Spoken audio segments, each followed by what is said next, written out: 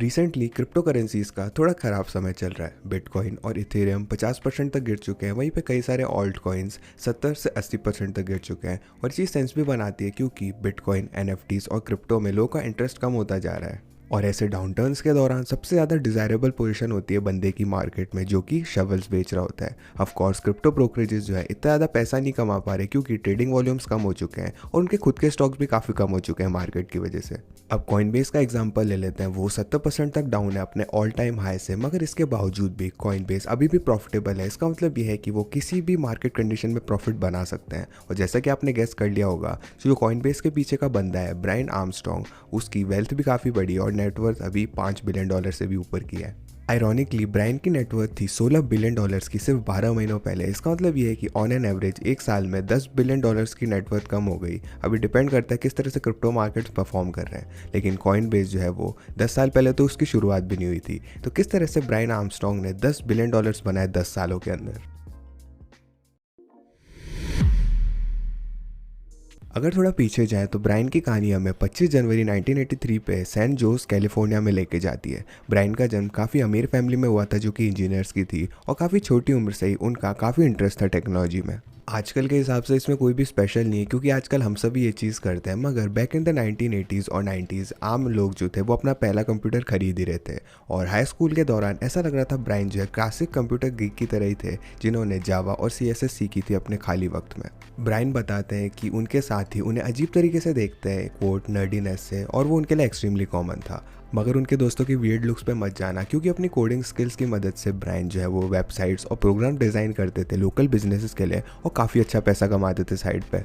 और कुछ ही समय बाद ब्रायन ने हाई स्कूल से ग्रेजुएशन करी 2001 में और उन्होंने राइस यूनिवर्सिटी को अटेंड किया। वहीं पे 2 मेजर करी, कंप्यूटर साइंस और इकोनॉमिक्स में। हालांकि काफ़ी अच्छा परफॉर्म करते थे वो स्कूल में, मगर उन्होंने कभी भी एक चीज़ पे ध्यान नहीं दिया। कॉलेज के दिनों में उन्होंने वेबसाइट बनाई जो कि ट्यूटर्स को स्टूडेंट से मिलाती थी, जिसका नाम था universitytutor.com। हालांकि ये सर्विस ज़्यादा कुछ स्पेशल तो नहीं थी, मगर ब्रायन जो है इस गेम में ज़्यादा जल्दी शुरुआत करी थी और सर्विस को जून 2003 में लॉन्च किया था। और इसकी वजह से उनका बिजनेस तो काफ़ी अच्छा चला। इसकी वजह से बहुत सारा मार्केट शेयर भी कैप्चर कर पाए और इससे फुल टाइम जॉब बना ली अपनी अगले कुछ सालों तक। मगर इसकी वजह से ब्रायन ने कॉलेज को ड्रॉप आउट नहीं किया। इसके बजाय उन्होंने मास्टर्स कंप्लीट करी कंप्यूटर साइंस में राइस यूनिवर्सिटी में। जैसे ही उन्होंने अपनी बैचलर्स को ख़त्म किया, ब्रायन को इंटर्नशिप भी मिली IBM पे, जहाँ पे उन्होंने हेल्प की कुछ जावा बेस्ड टूल्स बनाने के लिए जो कि नेटवर्क अटैच स्टोरेज डिवाइसेस के साथ काम कर सकें। एनीवेज, कॉलेज को ख़त्म करने के कुछ ही समय बाद ब्रायन ने डिसाइड किया कि वो 1 साल की ट्रिप लेंगे बुनियोस एयरीज अर्जेंटीना में। और ये ट्रिप जो है वो एक्सट्रीमली इन्फ्लुएंशियल रही उनके साथ क्योंकि अर्जेंटीना जो है काफ़ी समय से स्ट्रगल कर रहा था क्रॉनिक इन्फ्लेशन से। क्योंकि 2004 में आपको 2.81 अर्जेंटीन पैसों से $1 मिल जाता था। हावेवर आपको 114.29 अर्जेंटीन पैसोस देने पड़ेंगे। इसका मतलब ये है कि 40 गुना कम हो गई उसकी वर्थ डॉलर के मुकाबले।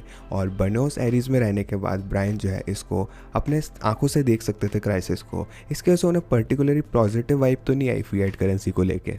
और जब ब्रायन वापस US आए, उन्होंने कंटिन्यू किया universitytutor.com का CEO होने का। मगर मुझे नहीं लगता आप ये चीज़ सुन के सरप्राइज हो गई कि ब्रायन जो है कॉन्स्टेंटली देख रहे थे नई अपॉर्चुनिटीज़ को, और उनमें से एक अपॉर्चुनिटी थी कि एक Airbnb में काम करे सॉफ्टवेयर इंजीनियर की तरह। उस समय पे Airbnb 190 देशों में काम कर रहा था और ब्रायन को चांस मिला था कि वो इंटरनेशनल पेमेंट सिस्टम में काम करे। उसके इस एक्सपीरियंस की वजह से उन्हें रियलाइज़ हुआ कितना मुश्किल है पैसा भेजना और रिसीव करना कुछ डेवलपिंग कंट्रीज से। और इसकी वजह से उन्हें फाइनल पुश मिला। इसी की वजह से वो कॉइनबेस पे ऑल इन चले गए। हालांकि ये मिड 2012 तक नहीं था कि ब्रायन ने यूनिवर्सिटी ट्यूटर को छोड़ के सारा ध्यान कॉइनबेस पे लगा दिया था, मगर इस पॉइंट तक वो ऑलरेडी उस आइडिया पे काम कर रहे थे कई सालों से बैकग्राउंड में। और ब्रायन ने पहली बार बिटकॉइन का नाम सुना था दिसंबर 2010 में, जब उन्हें बिटकॉइन का वाइट पेपर मिला था। अब क्योंकि वो हाई स्कूल से सीनियर एंटरप्रेन्योर थे, ब्रायन को इंस्टेंटली पता था कि उन्हें इस चीज़ में भी कुछ करना चाहिए, मगर उन्हें पता नहीं था एग्जैक्टली उन्हें क्या करना चाहिए। इनिशियली ऐसा लग रहा है कि ब्रायन इंटरेस्टेड थे ऐसी चीज़ बनाने में जो कि वेनमो या स्क्वायर जैसी हो, मगर बिटकॉइन के लिए। हावेवर उन्हें काफ़ी जल्दी रियलाइज़ हो गया कि बिटकॉइन जो है इतना ज़्यादा सही नहीं है जब बात आती है ट्रांजैक्शंस की, क्योंकि उसकी फ़ीस काफ़ी ज़्यादा थी। तो बजाय उन्होंने डिसाइड किया कि उससे फोकस करेंगे लोगों की मदद करने के लिए, खरीदने और होल्ड करने में क्रिप्टो को। इसी की वजह से वो क्रिप्टो ब्रोकरेज के रूट में आए। और अगले 2 सालों में ब्रायन ने अपना सारा फ्री टाइम लगाया कोड लिखने में, जिसकी वजह से लोग बाय और स्टोर कर सके कई सारी क्रिप्टो करेंसीज को। इसी के साथ ही ब्रायन ने अपना काफ़ी ज़्यादा समय बिटकॉइन के सबरेडिट पे बिताया ताकि वो अच्छे से समझ सके क्रिप्टो एंथुजियास्ट को क्या चाहिए एग्जैक्टली। और यहीं पे ब्रायन को इंसान मिले जिसका नाम था फ्रेड एहरसम। फ्रेड का एक क्लासिक वॉल स्ट्रीट की जॉब थी फॉरेन एक्सचेंज ट्रेडर की गोल्डमैन सैच में, और अपने फ्री टाइम में वो बिटकॉइन ट्रेड करते थे। इसी की वजह से वो बिटकॉइन के सबरेडिट पे आए थे। और जैसा कि आप लोगों ने गैस कर लिया होगा, ब्रायन और फ्रेड काफ़ी जल्दी दोस्त बन गए और फ्रेड ने कॉइनबेस को ज्वाइन किया एज अ को फाउंडर। उन दोनों ने आराम से $1.5 लाख की funding startup capital Y Combinator से सिक्योर कर ली, जिसने काफ़ी मदद करी उनकी इनिशियल स्टार्टअप एक्सपेंसेस में। और इसके बाद उन दोनों ने मिलकर कॉइनबेस को लॉन्च किया 20 जून 2022 को।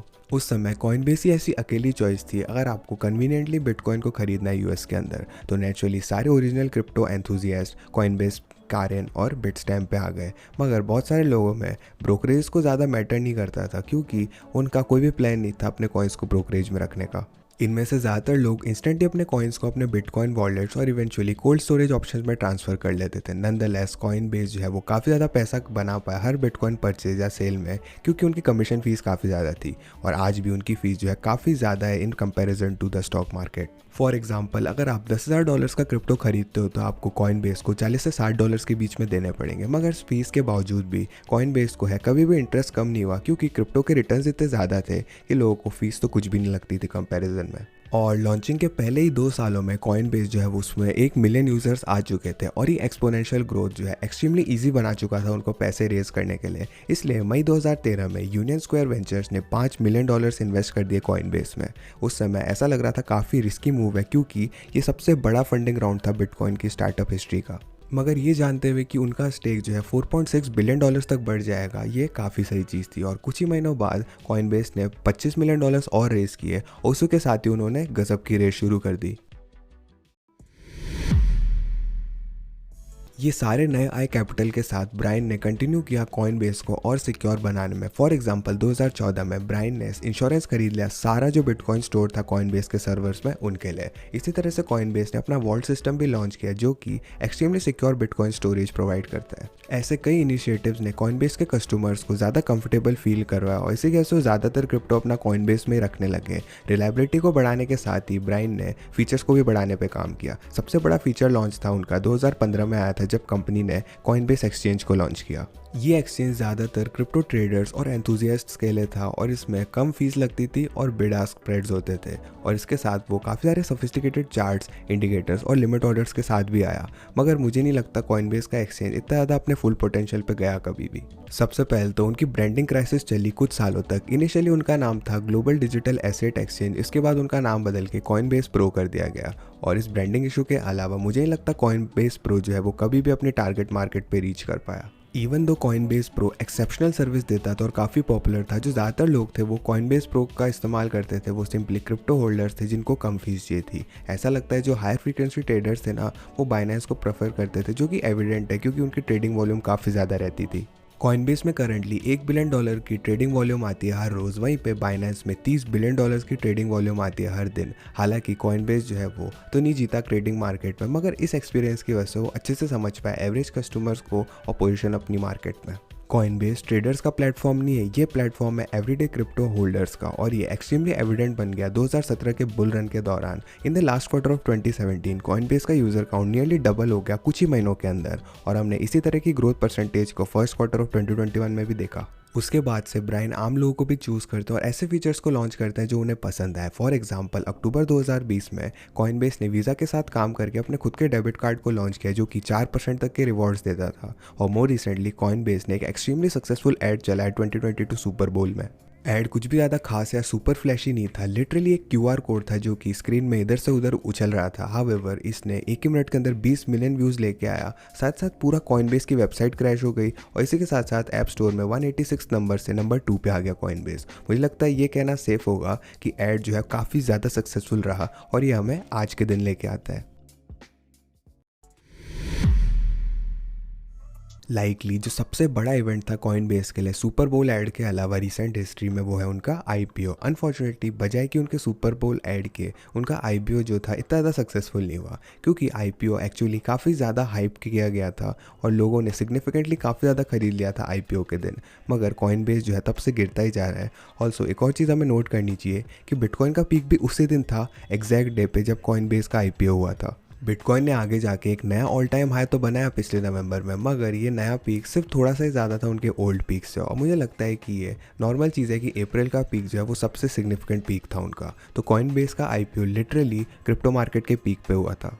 ये काफ़ी ज़्यादा आयरॉनिक हो जाता है क्योंकि कॉइन बेस में यूजुअली अपोजिट इफेक्ट आता है क्रिप्टो का। जब भी कोई क्रिप्टो कॉइन बेस पे लिस्ट किया जाता है तो एकदम से बढ़ जाता है क्योंकि ज़्यादातर लोग उसे खरीद सकते हैं। मगर मुझे लगता है कि कॉइन बेस जो है वो खुद जब लिस्ट होता है उनके लिए काफ़ी ख़राब लगता है क्रिप्टो मार्केट के लिए, एटलीस्ट शॉर्ट टर्म में तो यही था। आगे बढ़ते हैं। तो अब क्योंकि क्रिप्टो की अभी शुरुआत हुई है तो ऐसा हो सकता है कि कॉइनबेस के पास सिग्निफिकेंट ग्रोथ बची हुई है, both in terms of total user count और एवरेज होल्डिंग्स पर यूज़र। और इस रेट पे मुझे लगता है कि ब्राइन जो है वो $100 बिलियन के मार्क को हिट कर लेंगे अगले 10 से 20 सालों में, या फिर जल्दी भी कर सकते हैं। फॉर्चुनेटली ब्राइन अपना बेस्ट ट्राई कर रहे हैं कि अपने सारे पैसों को अच्छे काम में लगा दे। कुछ सालों पहले उन्होंने givecrypto.com को फाउंड किया था, जो कि एक नॉन प्रॉफिट है जो कि क्रिप्टो करेंसी को गरीब देशों में गरीब लोगों को बांट देता है। उन्होंने गिविंग प्लेज भी साइन करी, जिसका मतलब ये है कि वो अपना ज़्यादातर पैसा जो है वो दान कर देंगे। और इतने कमाल के एम्बिशंस को देखते हुए मुझे यकीन है कि वो उन्होंने जो भी सक्सेस पाई है आज तक वो डिजर्व करते हैं अच्छे से। मगर ये चीज़ मैं सोचता हूँ, आपका फेवरेट क्रिप्टो ब्रोकरेज कौन सा है कमेंट करके ज़रूर बताना। साथ साथ इस वीडियो को लाइक कीजिएगा अगर आप क्रिप्टो के फ़ैन हो तो। अब ऑफकोर्स हमारे इंटरनेशनल चैनल्स को चेकआउट कीजिएगा हमारी वीडियोस बाकी लैंग्वेजेस में देखने के लिए, और चैनल को सब्सक्राइब कीजिएगा बाकी क्वेश्चंस लॉजिकली आंसर्ड देखने के लिए। मैं था चिरंजीव, मैं मिलता हूँ आपसे अगली वीडियो में।